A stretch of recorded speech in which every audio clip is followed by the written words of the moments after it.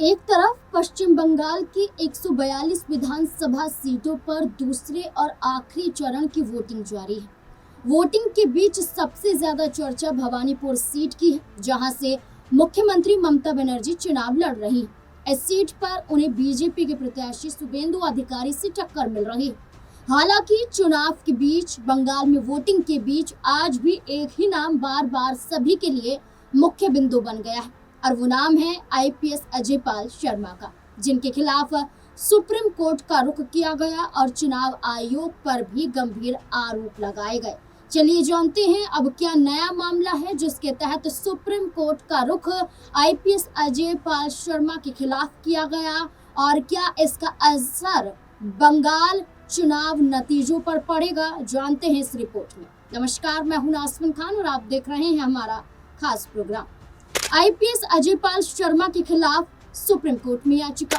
आज सुबह से ही पश्चिम बंगाल में मतदाताओं का तपती गर्मी के बावजूद भी उत्साह देखा जा रहा है, लेकिन बंगाल में मतदान से पहले हलचल तब तेज हो गई जब पश्चिम बंगाल में आधी रात को सुप्रीम कोर्ट में हंगामा हाई हुआ। दरअसल आईपीएस अधिकारी अजयपाल शर्मा को बंगाल से हटाने के लिए सुप्रीम कोर्ट में एक जनहित याचिका दायर की गई। इस याचिका में यूपी कैडर के आईपीएस अधिकारी अजयपाल शर्मा को बंगाल में पुलिस ऑब्जर्वर के पद से तुरंत हटाने की मांग की गई। याचिकाकर्ता ने मंगलवार देर रात ये रिट याचिका ई फाइल के जरिए दाखिल की। ये याचिका संविधान के अनुच्छेद 32 का हवाला देती है, जो नागरिकों को अपने मौलिक अधिकारों की रक्षा के लिए सीधे सुप्रीम कोर्ट जाने की अनुमति देती है। याचिकाकर्ता ने सुप्रीम कोर्ट से जल्द सुनवाई करने की गुहार लगाई। याचिका में याचिकाकर्ता ने कहा कि आईपीएस अजयपाल शर्मा को बंगाल से प्लीज हटाइए। याचिकाकर्ता ने आईपीएस अजयपाल पर लगाए आरोप। 28 अप्रैल की रात को सुप्रीम कोर्ट में पीआईएल डालकर याचिकाकर्ता ने आरोप लगाया कि अजयपाल शर्मा ने चुनाव आयोग के ऑब्जर्वर के तौर पर जरूरी निष्पक्षता को छोड़ दिया है। याचिका में दावा किया गया है कि दक्षिण 24 परगना में कार्यभार संभालने के बाद से अजयपाल शर्मा डराने, धमकाने और अनुचित प्रभाव डालने के कामों में शामिल है। वे खास तौर पर राजनीतिक उम्मीदवारों को निशाना बना रहे हैं, विपक्ष के उम्मीदवारों को निशाना बना रहे हैं, ऐसा आरोपों में कहा गया। आईपीएस अजयपाल शर्मा के खिलाफ याचिका में तर्क दिया गया है कि उनकी मौजूदगी चुनावी माहौल को खराब करती है, जिससे 2026 के विधानसभा चुनावों की निष्पक्षता पर जनता का भरोसा कम हो रहा है। याचिका में आगे डराने, धमकाने, अनुचित प्रभाव और पक्षपात के मामलों का आरोप लगाया गया। उनके बारे में दावा किया गया कि उन्होंने चुनाव के दौरान जरूरी समान अवसर को खराब कर दिया है। इसमें तर्क दिया गया है कि ऐसा आचरण ऑब्जर्वर तैनात करने के मूल उद्देश्य को कम करता है। ऑब्जर्वर से यह उम्मीद की जाती है कि वे चुनावी प्रक्रिया की अखंडता को बनाए रखने के लिए निष्पक्ष संवैधानिक अधिकारियों के रूप में कार्य करें, लेकिन ऐसा नजर नहीं आता है अजयपाल शर्मा के जरिए। याचिका में जन प्रतिनिधित्व अधिनियम 1951 के प्रावधानों का हवाला दिया गया है। याचिका में कहा गया है कि ऑब्जर्वर को चुनावों की स्वतंत्रता रूप से निगरानी करने और लोकतांत्रिक मानदंडों का पालन सुनिश्चित करने के लिए नियुक्त किया जाता है। इसमें तर्क दिया गया कि इस भूमिका से कोई भी विचलन प्रणाली पर जनता के भरोसे को कमजोर करता है। इसमें जितने भी तर्क दिए गए, ये तर्क अजयपाल शर्मा के खिलाफ नजर आते हैं। वो निष्पक्ष रूप से अपना कार्य नहीं कर रहे हैं, बल्कि एक राजनीतिक माहौल बिगाड़ने की कोशिश कर रहे हैं। आईपीएस अजयपाल का वीडियो विवाद किया। दरअसल पूरे विवाद का केंद्र आईपीएस अधिकारी की चेतावनी वाला वीडियो है।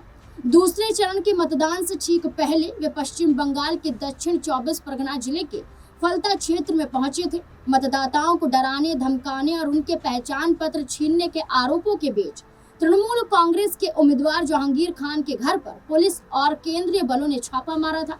छापेमारी के दौरान जहांगीर खान घर पर मौजूद नहीं पाए गए। मौके पर अजयपाल शर्मा ने सख्त रुख अपनाते हुए उनके परिवार और समर्थकों को स्पष्ट चेतावनी दी थी कि मतदाताओं को अगर प्रभावित किया जाता है तो आपको बख्शा नहीं जाएगा। मतदाताओं को प्रभावित करने की शिकायतों पर कड़ी कार्रवाई की जाएगी और बाद में कोई राहत नहीं मिलेगी, ऐसी धमकी दी गई अजयपाल शर्मा के जरिए। इसी कार्यवाही का एक वीडियो इंटरनेट पर वायरल होने के बाद से ही विवाद बढ़ गया और सवाल खड़े किए गए कि वो एक ऑब्जर्वर है, लेकिन वो एक राजनीतिक रूप से एक पार्टी के दबाव में आकर धमकियां दे रहे हैं।